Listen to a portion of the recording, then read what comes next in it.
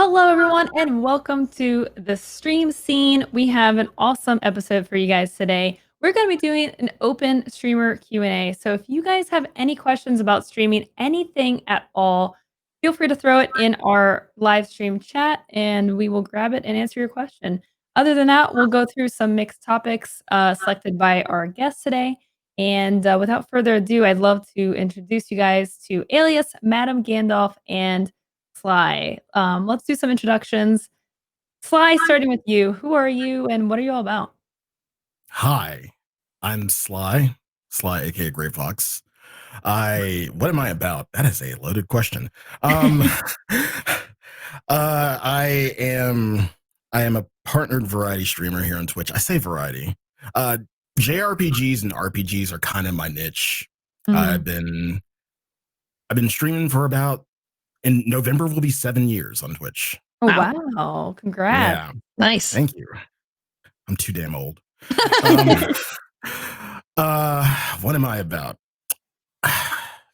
Again, JRPGs, anime robots, dragons, beer, smoked meats, beer. Yeah. I'm simple. I'm really simple. We're going to be fast friends, Sly.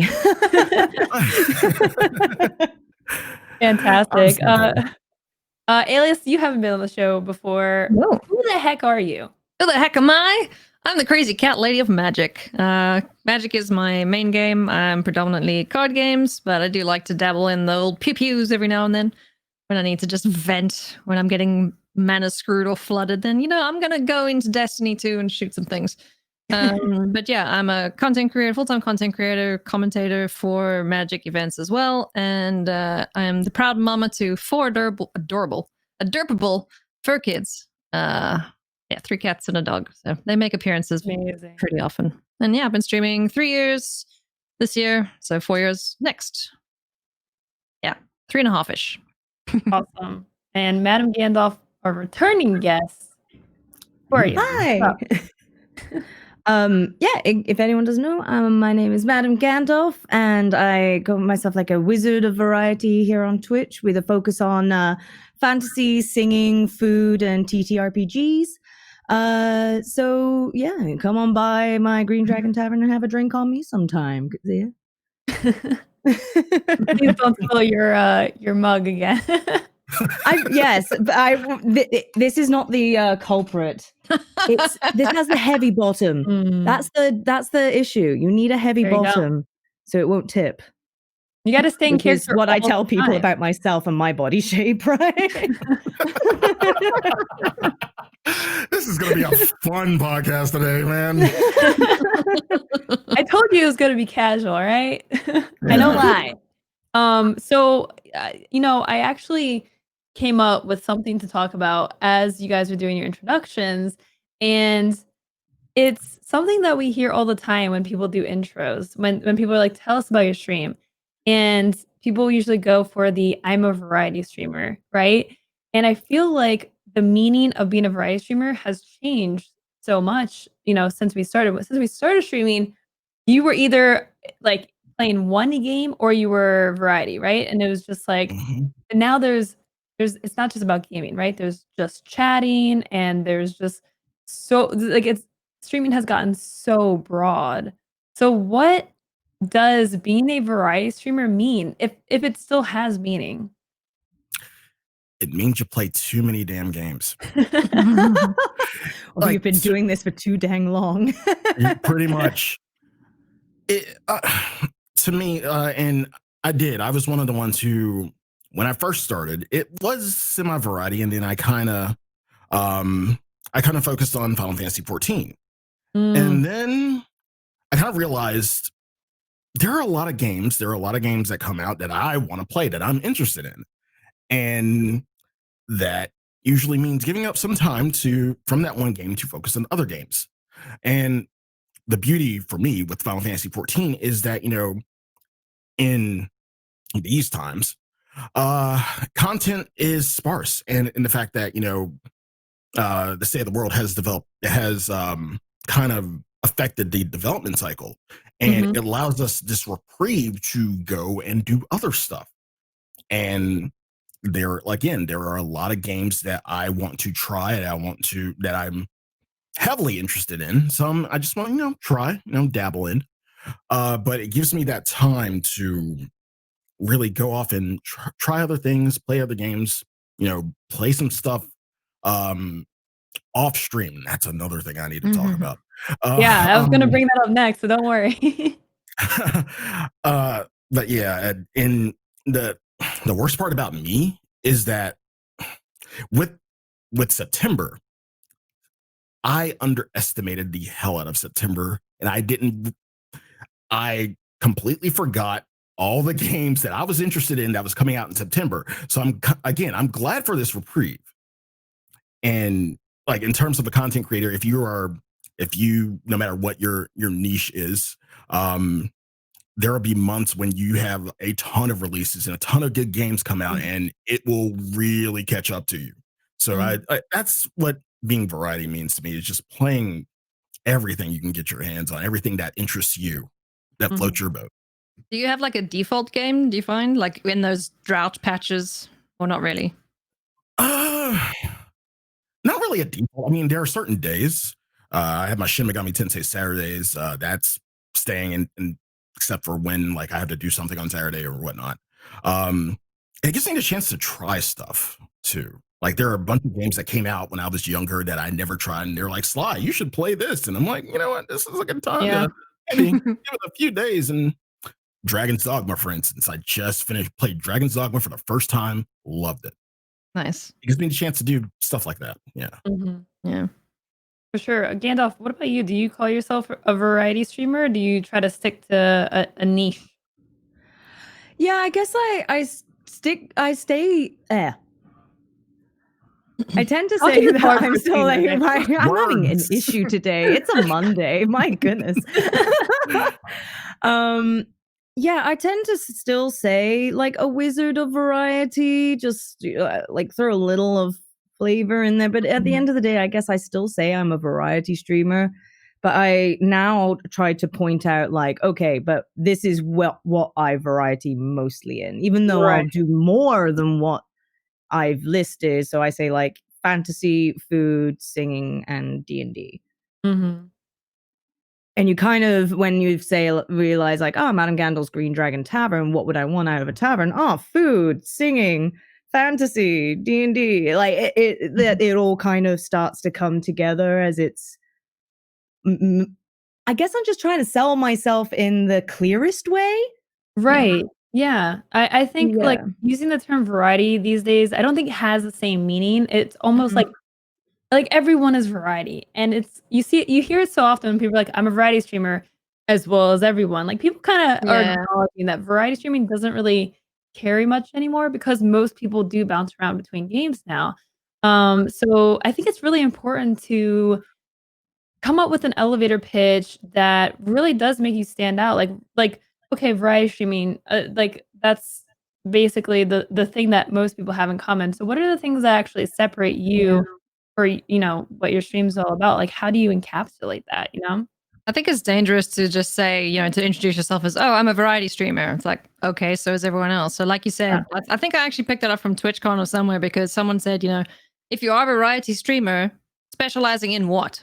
You have to be able to say, I did this, that, or the next thing. Like I can immediately, how you two introduce yourselves, I can be like, okay, you're an anime variety streamer kind of thing. You like JRPGs, that sort of thing. Cool. You like fantasy Dungeons and Dragons, rad. So if I come to your channel, I know exactly what I should expect. Like myself, I'm not a variety streamer. I don't call myself that. I am a Magic the Gathering streamer predominantly, and I sometimes play other games. But, at the heart of it, to me, like the best examples I've seen of variety streamers are like some of my streaming role models in Co-Carnage, Ezekiel, It Me JP. Those guys to me are variety. They are or like story games, something different every single day almost until they finish a game, and then so I think it's good to be able to distill yourself down, even though you want to do everything. It's not a good idea to do everything. Yeah. And I think like not all of us are true variety in that way, like where we're playing different games every single day, because that doesn't work for a lot of streamers. I think, we want to talk about like game selection here. And I think, the strategy for growing tends to be to focus on one game or a niche, games that have, things in common so that an audience who likes watching, Witcher might want to watch, Dragon's Dogma, right? Or, Dragon Age or something. So. Exactly. Finding a think about that. connecting point between your content so that while it's good to get as many variety of viewers, you will notice then that there will be days that they're not here for the cooking, so they don't come for the For sure. cooking stream. You'll get a different audience, and it's trying to figure out what's the balance there for yourself as well. Yeah. How much are you willing to do just because you love it? Mhm. Or how much needs to also maybe be worth your time at the same time. Right. I had a question for you guys, if I may. So Mhm. when you started streaming, did you stick to a specific directory? Because a lot of people ask, okay, I want to start streaming. How do I do it? Do I jump around a bunch of different games? Do I stick to a directory and try and build a base audience? Like, how did you guys go about doing it? When I started 6 years ago, it was a very different field. My first game I ever played was an MMO, Mhm. WildStar Ripperonis. And then I went and I played a lot of DayZ, and I played a lot of Arma 3, and that's where I got my growth. So I kind of went towards doing a lot of shooters, role playing, and battle royale games were big for me. Like I think H1Z1 was like one of my breakout games. So but I still played. Like I played through BioShock and a bunch of older games like Dragon Age and stuff. And I still was pretty variety, but I feel like that strategy has changed so much. Like I don't know. I feel like viewers are more fickle, even though there's more of them. So it's like there's a lot more range in what you can do, but also like there's so many choices for streaming, like for streamers, right? There's so many choices for a viewer to go to, that people will like new games don't stay as long unless they're like, a big hit. You know what I mean? Yeah. Yeah. When I started, I always say that there was a reason why it took me 5 years to get partnered. It's because I did the same thing back then that I'm still doing now. It was very much different day, different game. What am I in the mood for? Except for like this day, which is definitely a cooking day, and this day, which definitely has like some D&D. I was always just doing what I felt like when I felt like it. Sometimes I was suddenly painting, and it made for a very slow growth. It made for a very stable core like audience, I will say, because they were there for anything and everything. But it is a much slower growth, and there are I think over the years I started to get a bit smarter about it. Like, sure, I'm enjoying this, but I could also have fun with this and it would work better. Yeah. Like, as long as I was still having fun, I was happy to change the content around to match with what might start to be more trending. And that worked better over time than me doing whatever the hell I wanted, because it just doesn't work for growth. Trends happen, and if you want to grow, you've got to go with some trends. As much as I try not to bend to a trend, that's just not how it works. You can't resist Fall Guys and Among Us, though, right? I was gonna ask. I was like, who's been playing those games? Among Us, yes. I haven't played that yet, but Fall Guys, give me that. That's my rage game. Holy I think I am the only one who hasn't fallen for Fall Guys or Among Us yet. Like, I'm the only one. Resist. I've just been too busy. Like, I've just been too busy with other stuff, and it's just like I have like either I'm not making the time or I just don't have the time. But Dan, what were you going back to what you were saying, and in terms of trends and everything? basically when I started out, when I was growing, I still am playing Final Fantasy 14, but I was like, it was just pretty much my everyday game. It was like, no matter what, you were getting that. And then, Mhm. you know, there were like sprinkle in a few releases that like interest me, or a few theme days, like anything that interesting that came out. I started doing murder mysteries. I'd start with like Danganronpa and do other murder mysteries. Any murder mystery, any good murder mystery, excuse for me to play a murder mystery, I would play. Um, You should play Among Us. Yeah. I'd be killer at Among Us now. I'm thinking You about it. would You're be. right. I think you would be too. That Mostly would because be a I can great listen game to your to play. voice for ages, and I swear I'd be easily swayed. Very Oh, easily yeah. swayed. You didn't do it. You're innocent. You're innocent. Someone else beats us. I So- would write down every piece of logic to prove myself not a not imposter. Like I would just logic my way out of it every time. I'm sorry, you were saying? So we have a question from Dojel in chat who asks, if you go for the super popular stuff, you'll end up on page 200. If you go for super niche, nobody will visit the category. What do you think is the sweet spot if you were trying to play category for part of your schedule? So how do you make those choices on what to play?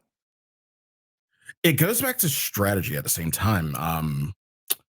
I think, like, yes, there's a new game coming out. Like, I'd take love to be a really good example. I think Paradise Killer was a really good example. It was on a few people's radar, so people wanted to watch it, but it's not like a huge game. It's not. It's very niche. It's a murder mystery. It's on everybody's radar, but there's your core audience, your core community will always be there for you, and then there is the people who want to watch it, who are searching to watch it. It's just that you gotta find that balance again. um Always playing the new when it comes out. Yeah, it depends on the game, what game we're talking about. Like Morag and I were talking about Final Fantasy 16 when that comes out. That's going to be a heavily saturated Oh, yeah. Oh yeah. market when that comes out, and you will be fighting. And unless you are established in the Final Fantasy community, B, already established on Twitch, Yeah. it's going to be kind of hard to find you. So, you know, if you want to play it, if you want to stream it, that is you. Do you, boo boo. Yeah. I've never been one to kind of like shy away from streaming whatever I wanted to stream. I know there are way more popular streamers than me. And I mean, it never really stopped me. I understand I would be lower on the totem pole. It never really stopped me because I wanted to, get it done. I wanted to play it. I wanted to experience it.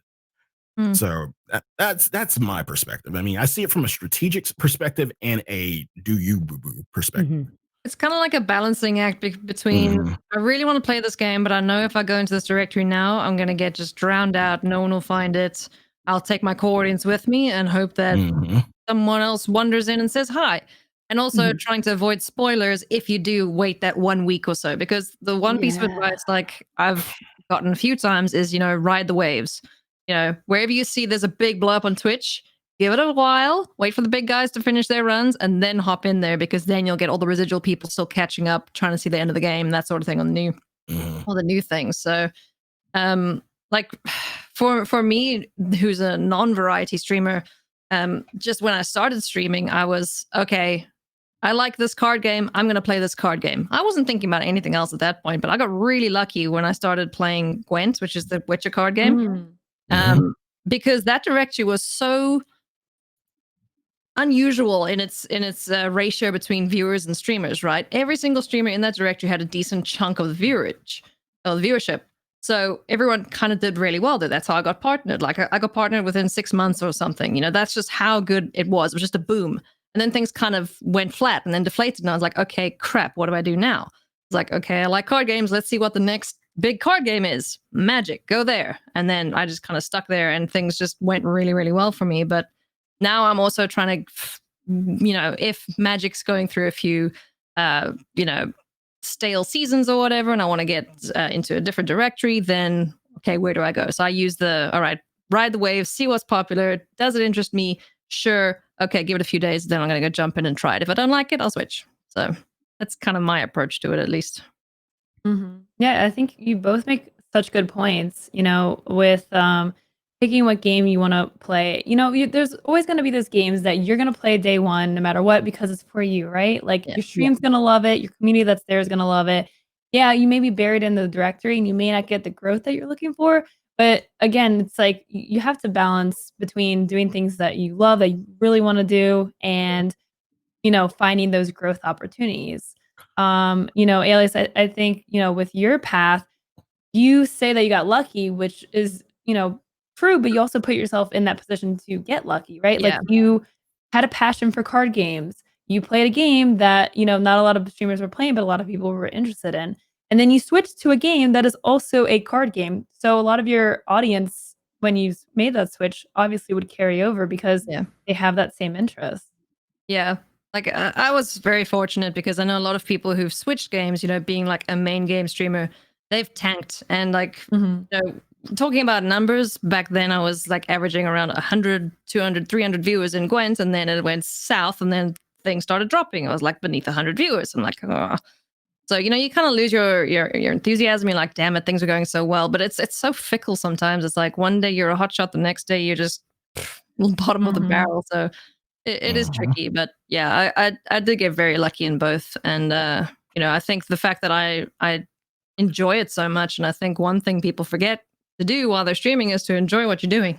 Because if you enjoy it, people will watch. Exactly. I was going to say, I think when it comes to any category, if you can show that you're the most passionate gamer in the category, people will come to you. If you really love it so much and people can see that joy every cutscene, you're going to draw people in naturally just from your pure enthusiasm and love for it. Yeah. So if it really is a game, like Loco was saying, there's a games that you play where you're like, screw everyone else, this is for me, and I'm going to play it right at midnight when it comes out. A lot of the time I find that those are the times where I actually do really well because everyone can feel my excitement. Yeah.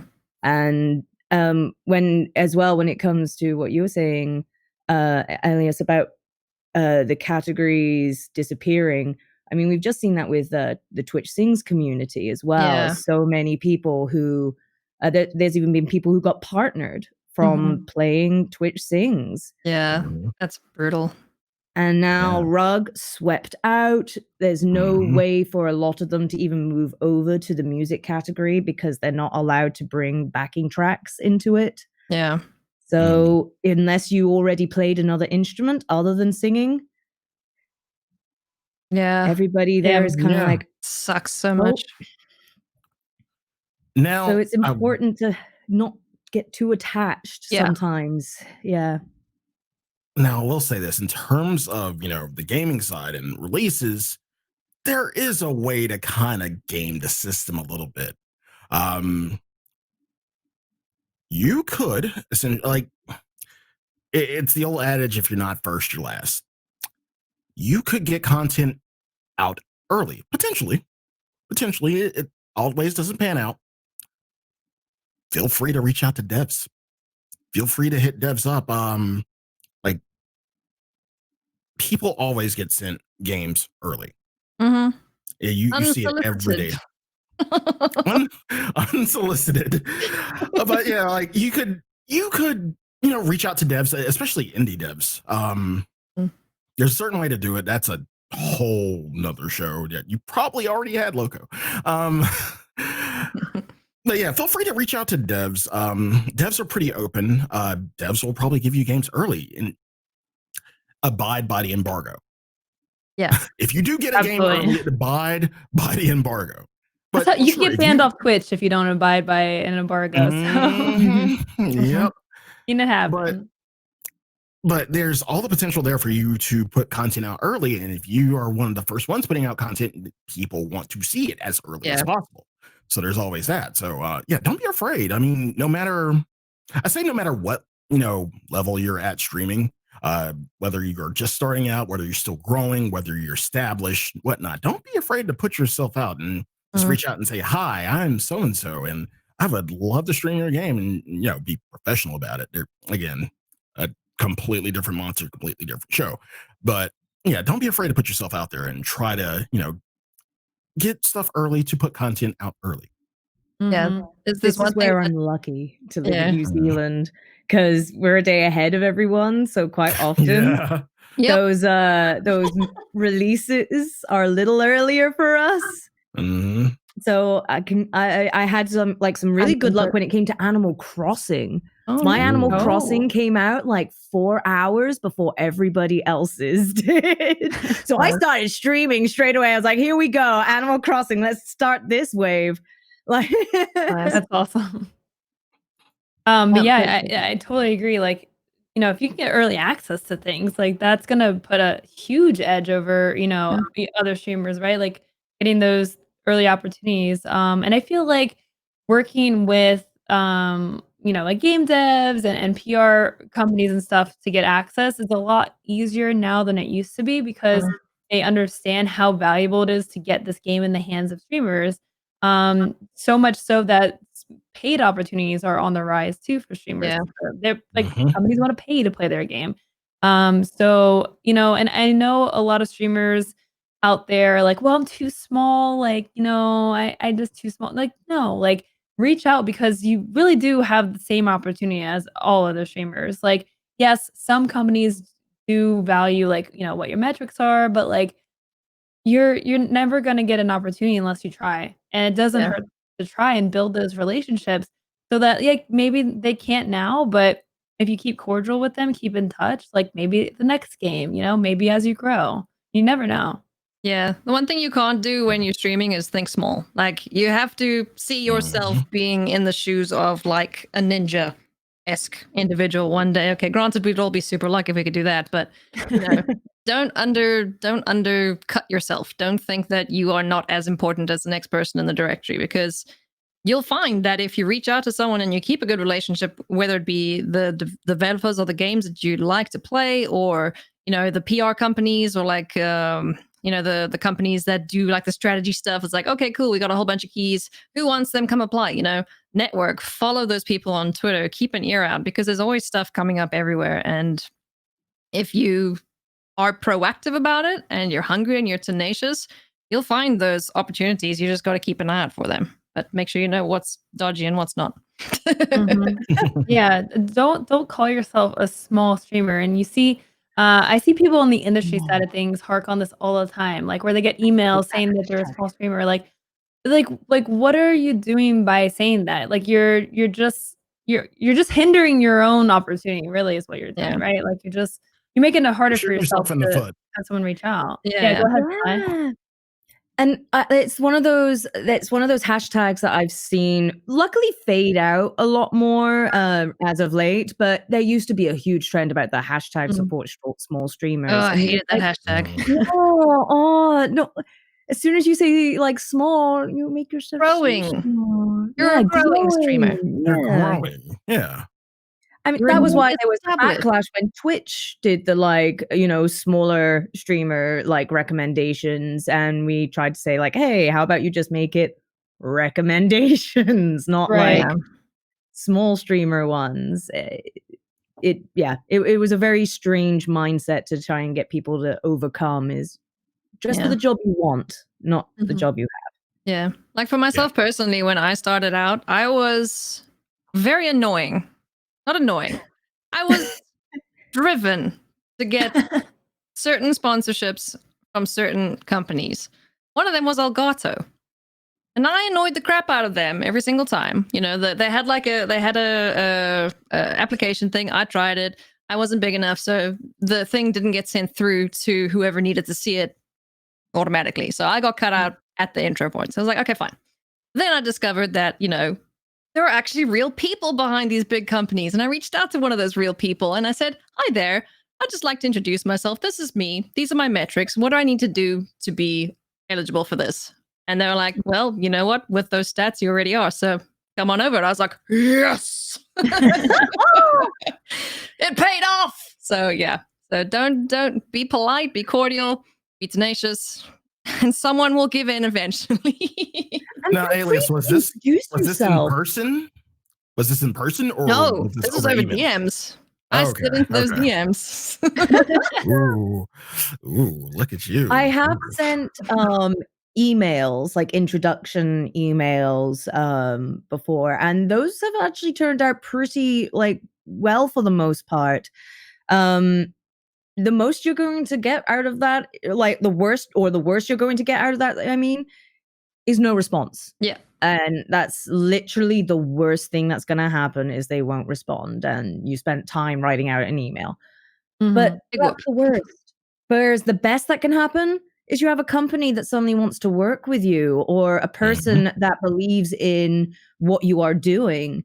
And sometimes that goes from just like, hey, we'll give you a little code here to, hey, we'll send you some stuff. Or even better, sometimes like, hey, let's cut you a cut of everything. Like, you never know what the opportunities are unless you look for them because they're not going to come to you. There's very few people who have been very lucky enough on Twitch where it just seems to come their way. And even they will say that they don't know how it happened. Yeah. So if you're not one of those people, which most of us aren't, go get it. Go get them. Absolutely. Couldn't have said it better myself. So, we're talking a lot about game selection here, and I do have a couple follow-up questions from the chat. Chef Hazmat asks, you play what you enjoy or choose a game based on the popularity of said game at that moment. We kind of cover that, but I think it's kind of like a blend of the two, I think, right? Yeah. Pretty much. As long as you're still going to have fun with what's trending, I'd say go for it. But if your fun is going to be the main seller, go for it. Yeah. Take a look and see what's popular. Pick the game that you would have the most fun in, because at the end of the day, if you're not enjoying yourself, your audience won't either. I completely agree. With the caveat, I wouldn't say stay within your niche because, I speak for myself personally. I'm not like, I gave up the shooty shoots a long time ago. You will not catch me playing the shooty shoots at all. Pew. So, Pew pew. not the pew pews, the shooty shoots. Yeah, you won't catch me. You won't catch me playing the shooty shoots. It's okay. It's not my wheelhouse. It's somebody else's. It is like I'm not gonna crap all over it, but again, it goes back to playing what you find fun. And people say, "Hey, play this," and you take everything into account, but at the same time, know what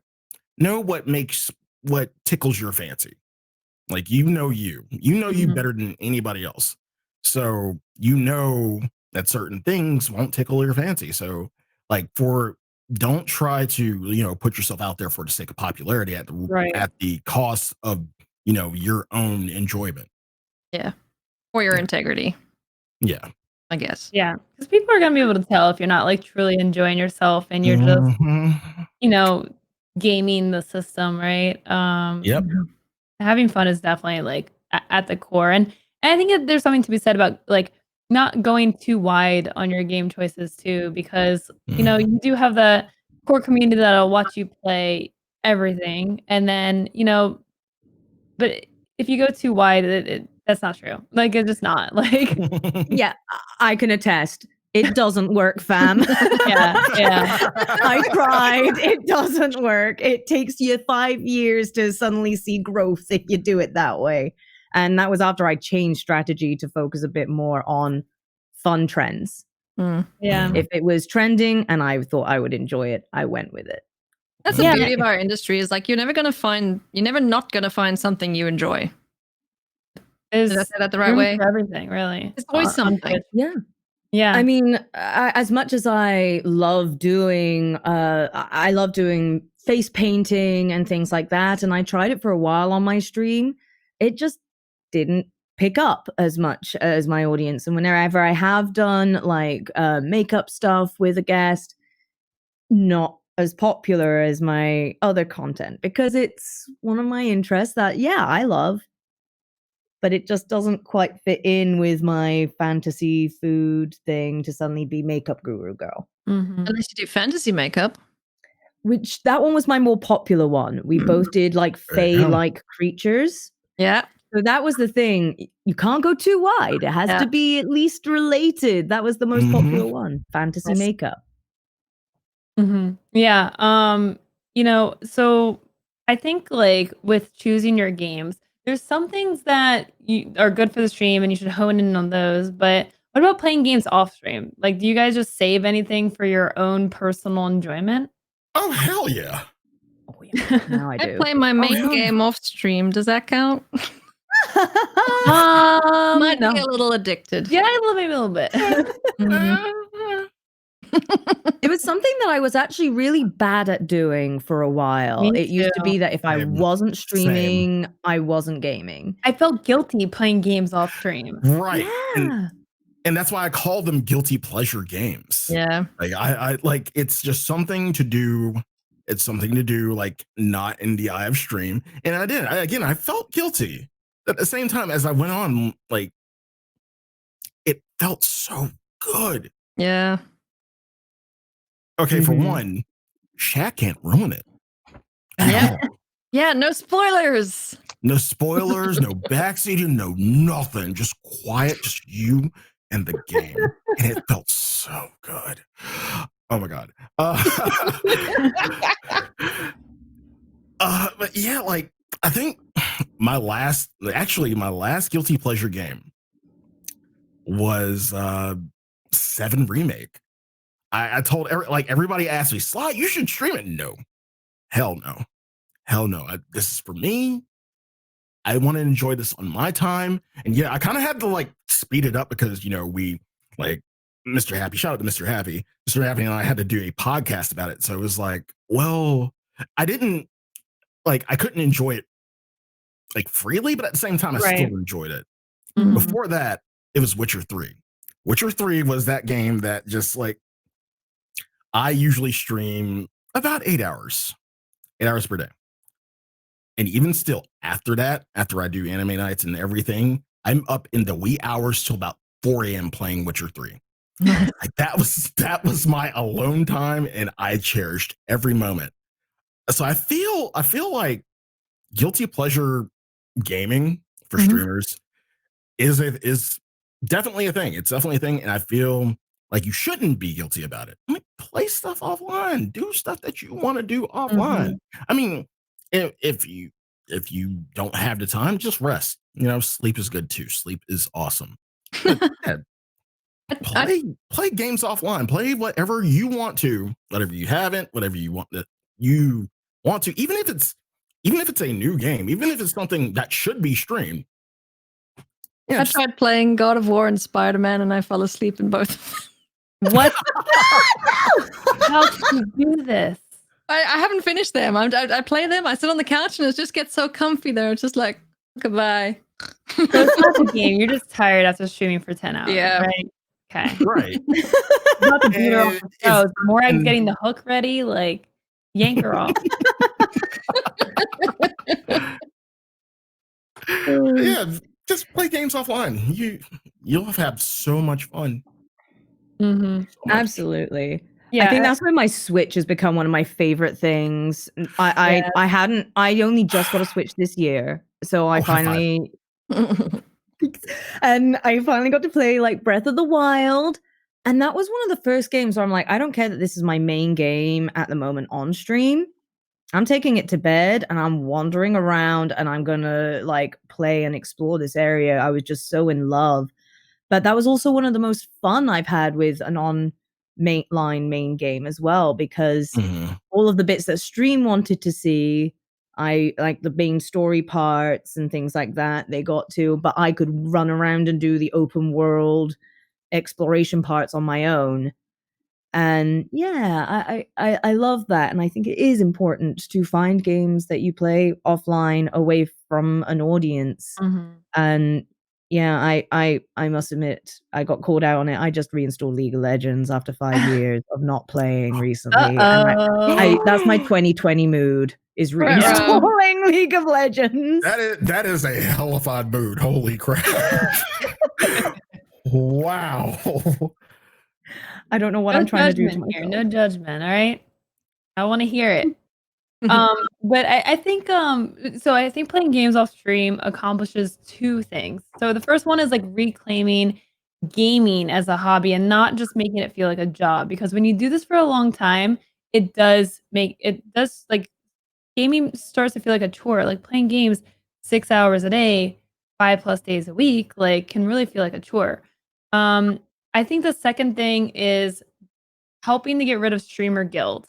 And streamer guilt happens when you do things that aren't for streaming or aren't for content. So that could be like gaming for yourself or taking breaks from the stream and not like going on vacation and not live streaming it, stuff like that. I think we all suffer from the feeling that we have to put everything out there in public. Yeah. I'm definitely a culprit, or not a culprit of that. I feel like I need to, if I have anything related to Magic that I get, like a new deck or a new box set or whatever, I'm like, I have to put this on Twitter now. You know, it's like, it's cool, it's good content. It's like, no, just sit back, relax, and enjoy what you're doing. You don't have to share it with everybody.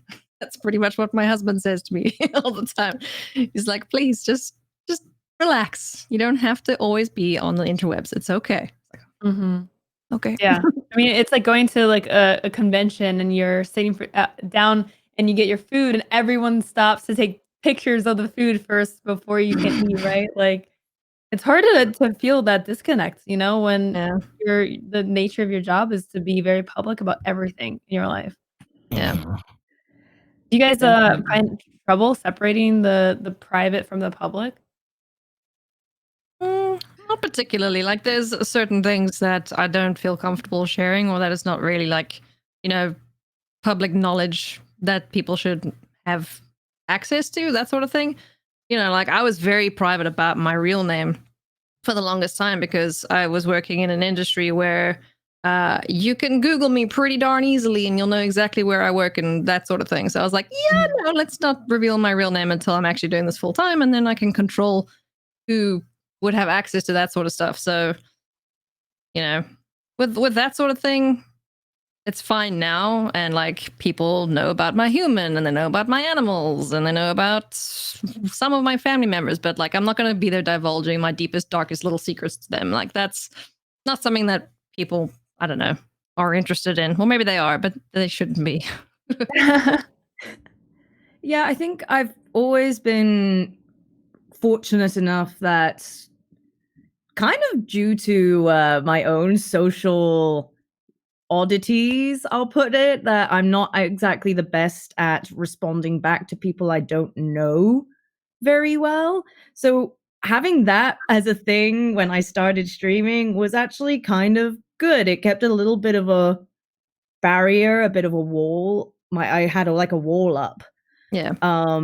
Which a few people, you know, were persistent enough to crack down and become really close friends. But you know, it that wall is both a help and a hindrance for me at times. And when it comes to streaming, I think it can be weirdly a big help. I put up a border kind of thing. At the same time, having that disconnect is kind of nice, though. If you're having a really, really bad IRL day, you can just be like, yeah, stream time, let's go. Yeah, exactly. And I hate because it comes across almost like you're like faking it, but it's more that that's just how I tend to be. I don't like people to know when I'm feeling sad or down. And sometimes, of course, I will be honest and talk about it if it really cannot leave my mind or it is affecting my stream. But streaming is my escape as well. As I think sometimes as much as my viewers say it's an escape to come and watch me, it's an escape for me to do it. And so sometimes I just want to be the happy me that isn't thinking about that stuff. And I guess overall I do like to keep things privately to myself while also maintaining the familiarity of an open book. It's a weird balance. You want to come across like you're open about everything, but there is parts of me that I do keep very much to me. Mm-hmm. I guess as far as me, there's a certain amount of, you can only be so open about certain things.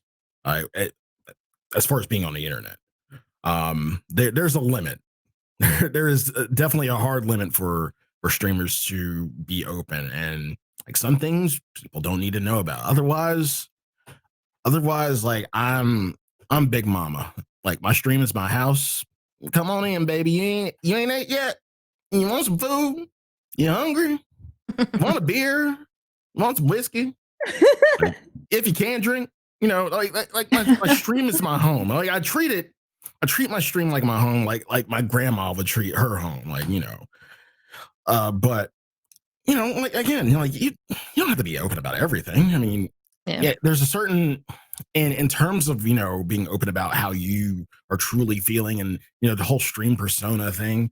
I wouldn't even call it stream persona. It's just being honest about how you feel. I mean, I'm not afraid to say I had bad days. Like I will literally tell them I'm feeling kind of mad. I had a really, really messed up night last night in my head, and I'm not afraid to say that. Some might be, and you don't have to, and that's completely fine. It's person to person. It's how open you want to be. It's how comfortable you are. I'm pretty comfortable in saying I'm okay. I'm not okay. I'm doing awesome sauce and amazeballs. I'm pretty open.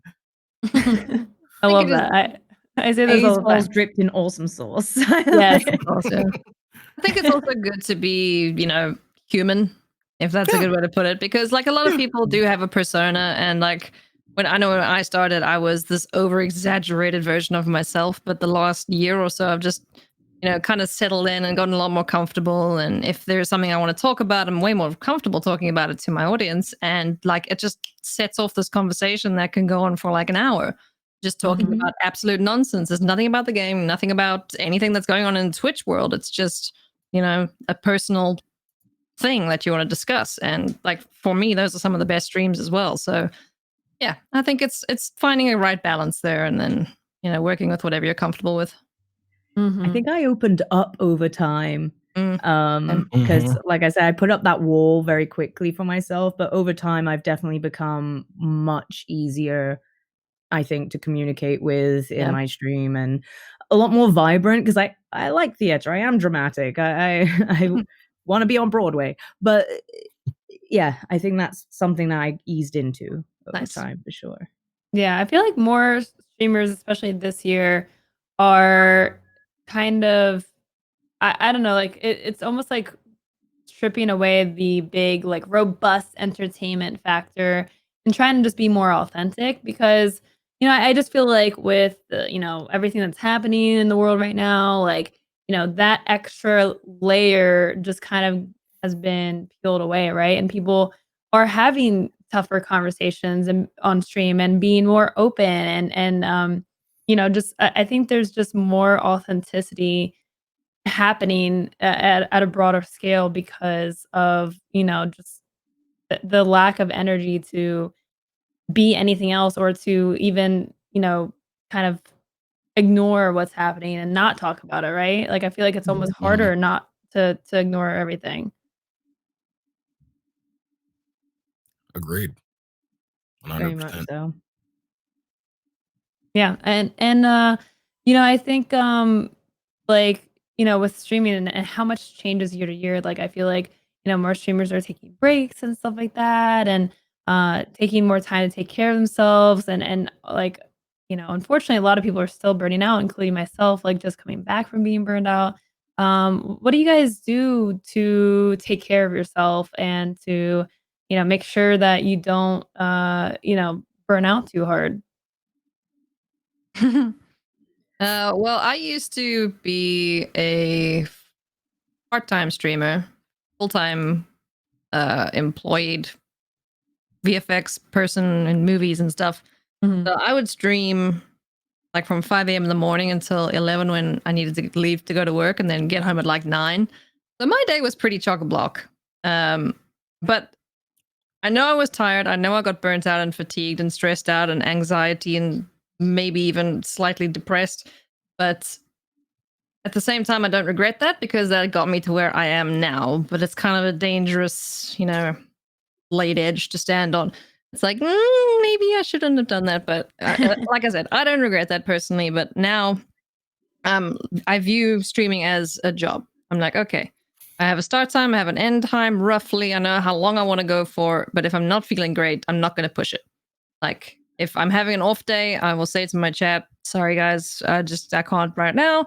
I need to go and lie on a couch and cuddle a cat or something because, yeah, I just need me time. So for me, it's, my fur kids, it's watching other streamers that I enjoy that just, I can chill out and enjoy. Yeah. Going for a walk, doing something else that's not gaming related, especially if it's been frustrating me the last little while, whatever. So, that's just my thing. And also just keeping track of my mental state because, like, for me personally, I had a bit of a rough patch where I was just super sad all the time, and that sucked.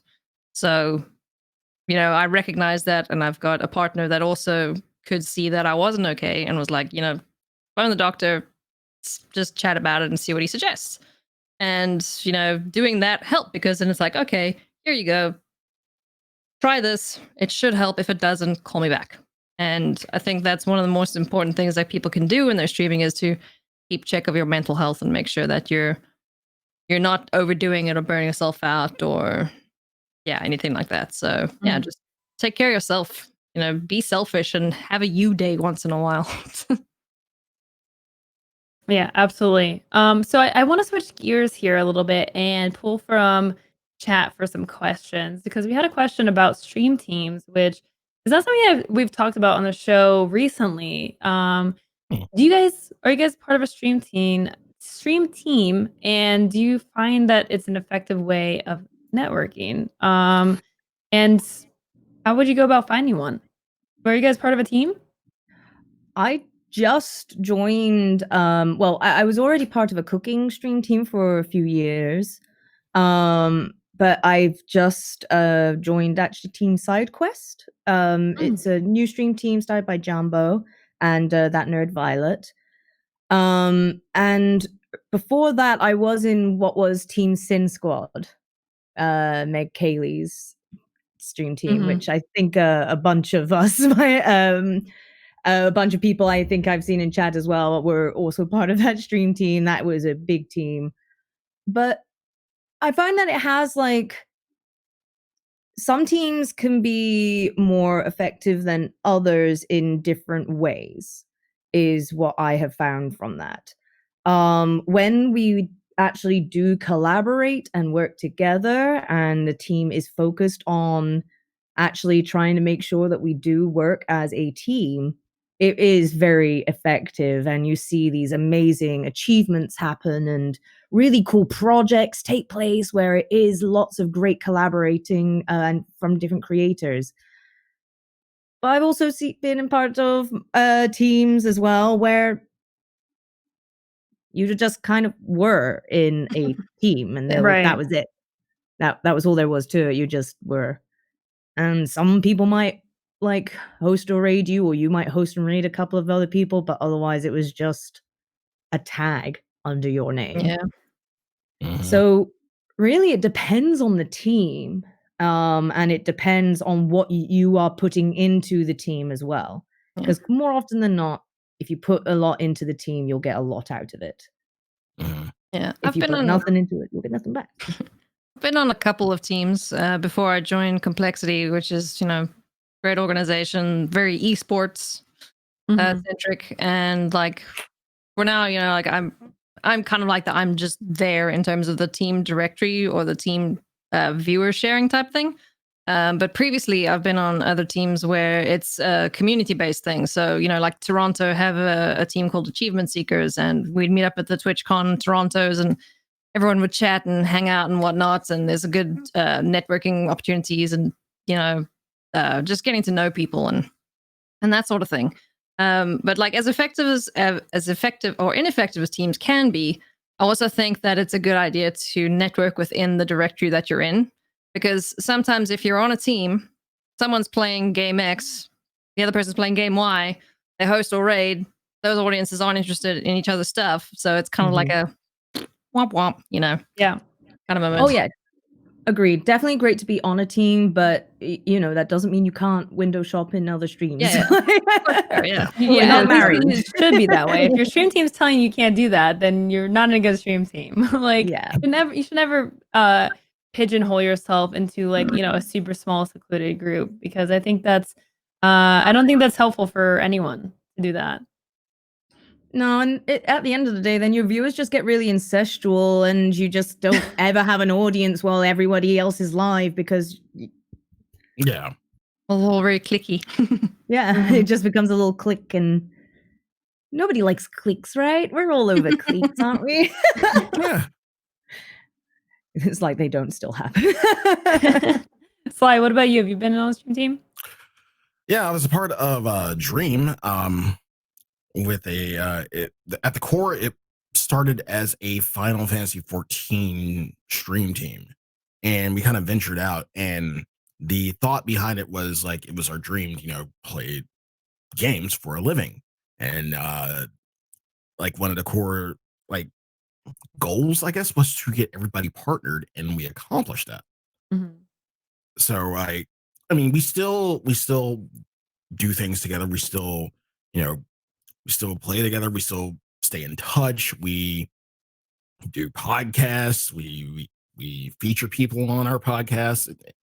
I feel like it depends on the team. It totally depends on the team. It totally depends on the focus of the team, and whether it's like a community driven team or it's just a team just for the sake of saying we're a team. Yeah. Like it totally depends. Like you can either get a great team or you can just get a team. Yeah, in terms of going about finding them, I mean, I think Reddit, Twitter, maybe even Twitch. Twitter is where yeah. I found most of them. Yeah. Yeah. Like if some you- are. Oh, I'm sorry. Go ahead. No, I was just saying, like, if you connect with someone or like start networking with someone else and you see they're part of a stream team, then you could be like, inquire, hey, Right. you looking for any new members? I'd love to join, that sort of thing. Right. Yeah. So, And- do you guys have experience with like applying to a stream team? Like, I don't know how side quests work. Do they have These last few applications, or how did that work? Wait, So- what?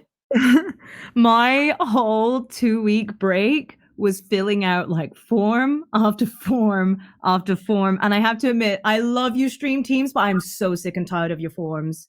I really am. It's all the same questions for each team. And I feel like I'm repeating myself, and some of people are on like crossover teams. So I'm like, wait, but if I use the same answers, they Oh god. they'll think I put no effort into this one. Oh, I better rewrite it. And some teams as well had like a video portion, and they asked you to make a video as well. And I really admire like how much effort that they are going to really make sure that you are a good part of their team. Mhm. But at the same time, man, I just did not have the time. I did as many as I could, but making a video for some and filling out job all interview. these forms, Yeah. it was very exhausting, Yeah. admittedly. So that's been my latest experience with applying for stream teams. Was a lot of them feel quite exhausting to try It's a and lot. Like, as someone who has started a stream team, we have 6 members, and we've kept it small for good reasons, because we want it to feel Mhm. like very intimate. Like, Right. it's more of like a, we can vent about our problems, and we have each other's backs. Like, 3 of us now live in the same city, so we hang out all the time, right? Like, these are some of my closest friends. And I started the stream team several years ago, and it's gone through a lot of different forms, no pun intended, not actual like full out forms, different formations, as our goals have changed as streamers. And I think one thing to realize about a stream team is it is a lot of work. Like, it is extra work. It's work outside of your stream for the greater good of, lifting Many. everyone else up too, right? Mhm. So if you're starting a stream team or you want to be part of a stream team, you have to really be ready to, spend time outside of working on your own stream for the team. And that may not align with everyone's goals. That may not be something that you're interested in. Some people just like the casual networking of, rating and hosting people you want to, and grouping up and doing games together with people who you want to, and not so much as like the big extra step commitment. But for a lot of people, it's a really cool opportunity to be a part of a bigger community. Definitely for networking, expanding your community across, several other people who are going to support you back. And yeah, it can be a really great opportunity. So I think it's worth a try. I think in terms of like finding a stream team, like I feel like you're gonna want to get into something where at least some of the people in that group. Yeah. So either starting a team with people that you've gotten close with, or like I think one of you guys mentioned, like if you're friends with someone who's part of a team, like kind of see like what's up with the team, like what do you think, like are you guys, can I possibly join in some way, ask. Mhm. Definitely. And make sure that their community values align with yours. Yeah. Because Yes. sometimes, you go into something exciting, you're like, oh, that's not what I was, that's not quite what I was expecting. So Yeah. as long as they match with yours and you feel like your audience can blend with theirs, I think it's always a good call to see if there's a team that works for you. Mhm. Great call. Great call. Yeah. And so, when as you're filling out these forms and you're like trying to be part of the stream team, like you should be asking them questions about what their values are, what their goals are, right? Like what do they want to get out of it? What are their expectations for being part of the team? It is almost like a job interview. Like you have to vet Mhm. the team as well. Like, you don't want to put all this effort towards something that you end up not aligning with at all, or it ends up being just not what you expected. Yeah. Exactly. It is like going to a job interview. That's exactly how it felt during that like thing of just going through forms, making a video, forms, making a video. I felt like I was applying for several jobs and rewriting my cover letter for each different company, Ugh. essentially. So yeah. And I'm still waiting to hear back from some, so here's hoping. But Fingers crossed. yeah. Fingers There crossed. was one team that I saw that I really desperately wanted to apply for, and I got all the way down and there was a video part. I was like, I'm not on break anymore. I can't do another video. I'm so sorry. You should just make a template and then just be like, hey, I'm here to apply to, and then just It's overlay. just blur my mouth. Yeah, just like This stream Or just team. voice over it. I'm here to apply for. Yeah, exactly. Exactly. Awesome. Okay, so new question. Shifting gears once again, we have a question from Amanda Henderson, who asks, how do you streamers look for designers / motion graphic artists to work with your stream? Twitter. Twitter. Twitter. Yes. Did you Twitter guys is feel your like a best out? friend. It is Mhm. your best friend. Like I see so much good art cross my path on Twitter. And it like if you see something you like, if you see a style you like, don't if they say like commissions are open or hey, open commissions or yada yada yada, commissions are closed. If the commissions are closed, then feel free to look elsewhere. But if commissions are open, or if they don't say, just feel free to DM them or hit them up or tweet them and say, hi, I really like your style. Mhm. I would love to have this design for a piece of merchandise or for my stream or whatnot, and go from there and work out the details in DMs. And yeah, like Fiverr is another one. I haven't used Fiverr yet, but like Twitter, I've been lucky to find everybody I know on Twitter, and it hasn't proven wrong. Same. Twitter and Instagram, like if they're good at what they do at selling themselves, By the way, selling yourself is a good thing to do. Don't let anyone tell you otherwise. Please don't take that out of context. But designers who share their work, who have a portfolio, have the links and stuff, who show off their stuff, they'll have a lot of things for you to look at. So, or use tags to do it. Like every time I'm looking for an emote artist, I always start with hashtag emote artist, because a lot of people will use that. That's like the common way for them to do that. So I'll go and look, cool, I like that style. So you can also make lists on Twitter, add these people to your list being like emote artists. Mm-hmm. And if their commissions are closed, then you can go and find them later. For like graphic design stuff, I follow a bunch of big Twitch streamers, and when they get a redesign done, they'll usually tag who it's from, and then I'm like, oh, I like you, follow you, and then you'll find your feed will start showing when they comment on other people's stuff. So it's just like this big little network of arty fartiness that you can go and find, and it's wonderful. Yeah, Exactly. and even on stream, if you see someone's art that you like, creative. someone's emotes, be like, hey, who did your emotes? Like the streamer's gonna be happy to, give their artists more business. So. Yeah, absolutely. Exactly. And, That's for my- how for my I found designers. of several of my artists was like, oh hey, I like what you're doing, what this person has. Hey, who was your artist? Boom. Yeah. All right, over here I go. And it's normal for an artist to have lots of streamers that they do art for, fam. So do not fret. Right. It's not like not a possessive thing. Yeah. You're allowed to have emotes with a similar style to like someone else when it's made by the same artist. You're allowed to have like panels that have that artist resemblance. We're okay with it. It is a booming market. Yeah. Trust me. Mm-hmm. Yeah. But also it's kind of like a toss-up because a lot of streamers just starting out, they won't have the budget to blow on this massive rebrand or whatever, like I just did. Ouch. But there's a lot of tools out there too that artists have to compete with, where they have, all the templates and things like Streamlabs. They have so many templates, so many overlays and designs and whatever that you can access for free for the most part, just by using their platform. So it is tricky for a lot of designners and whatnot to, I don't know, compete with free stuff, I guess.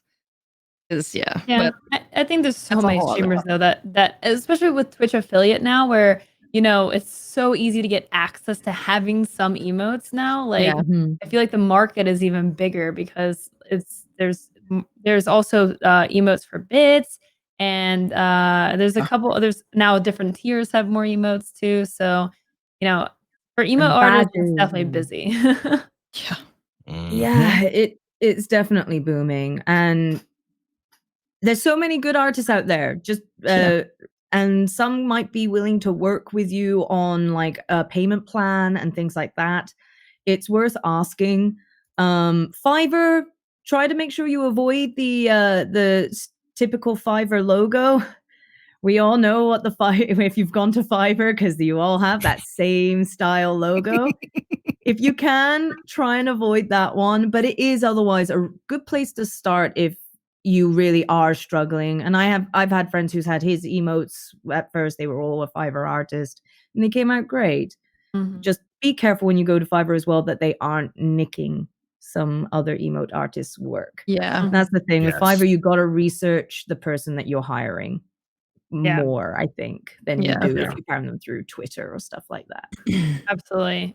We also have a StreamerSquare Discord where we have like streamers and artists who you can find people to commission or get help with. So definitely check out our Discord if you're an artist and you want to work with streamers, or if you're a streamer trying to find an artist. There will be people hanging around that will be glad to help you. And so how much exposure bucks do you pay your artists? You guys pay an exposure, right? You guys pay just an exposure, right? I give at least like 5 shout out. My beef again.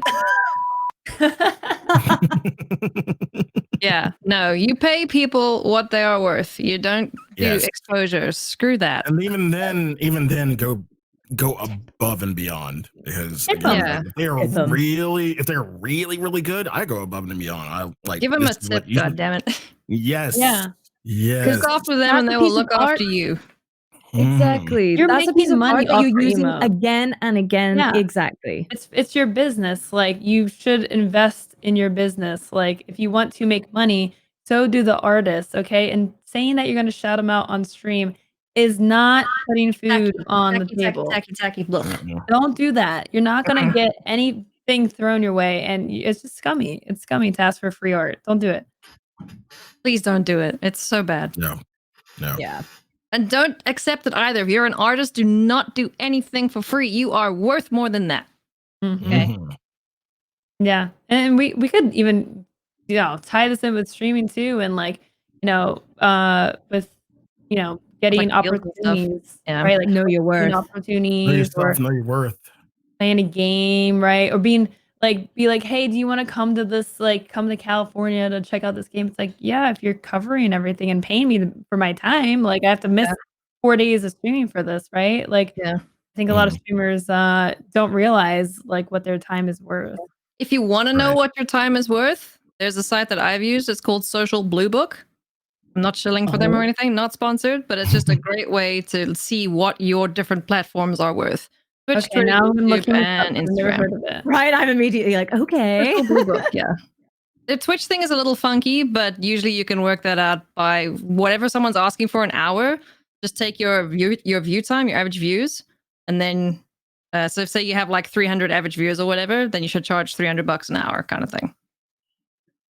Interesting. Wow. Yeah. There's a Right, whole I'm now formula like, this is I a wanna tool focus I on. am going to be looking into now after this Yeah. for sure. It's really useful.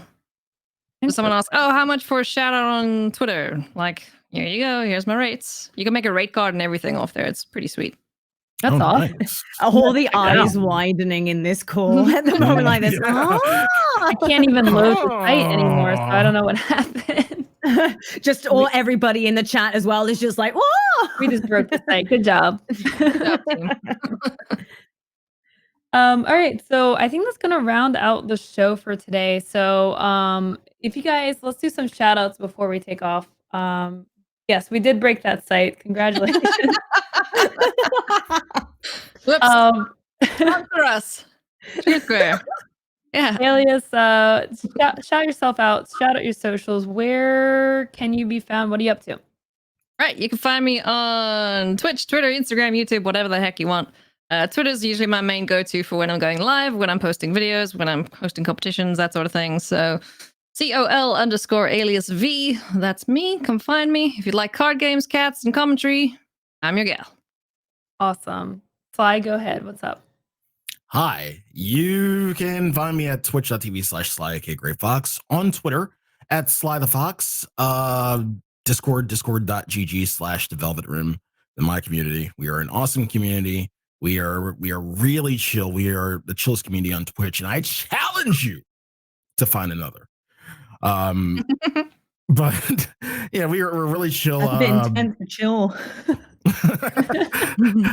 Challenge. Again, I play just about anything and everything. Tomorrow I'll be playing 13 Sentinels. I guess Rim comes out tonight, 12 a.m. But it will be playing it in the morning. Really story driven Vanillaware title. I loved every piece of art I've seen from it, and I cannot wait to get my hands on it. And then just about the usual Baldur's Gate 3. Yeah, I'll be doing Baldur's Gate 3. Yes. In the muff. So and I'm looking for anybody who does D&D. Hi. This is your local slider man, your friendly neighborhood slider man. I am a barbarian. I am a barbarian.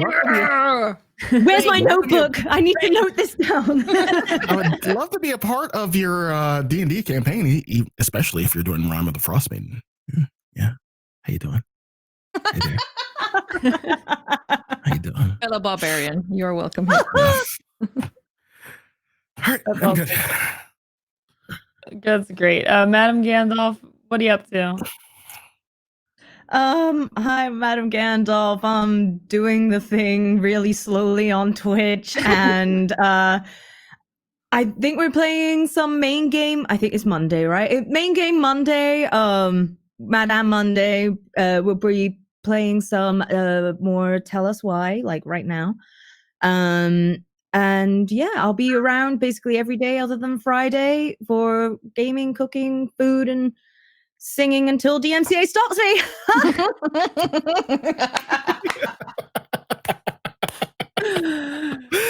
Well, best of luck with that. You know, rolling the dice right now. That's awesome. Thank you guys so much for joining us today. It's been Thank so you much for having us. fun. Appreciate you guys. Thank you, chat, for your questions. I'm sorry we didn't get to them all today. We try our best. If Hit we us miss up on Twitter. anything, yeah. Check Yeah. us on Twitter. Also, Discord. Again, the Discord server is a great place to connect with other streamers, and you will definitely have people lingering in there that will help with anything you might need for streaming. So check that out. Check us out on Twitter. Check these fine folks out on Twitter. Am I pointing in the right direction? I don't know. There's a delay. Nope, I didn't. Dang it. This way. Okay, anyways. Thank you for watching. Our next show will be tomorrow behind the streams. That's going to be at 4:45 p.m. Eastern time. So no show after today, but we will see you tomorrow for the rest of our shows this week. See ya. Stay cool. See you next time. Bye.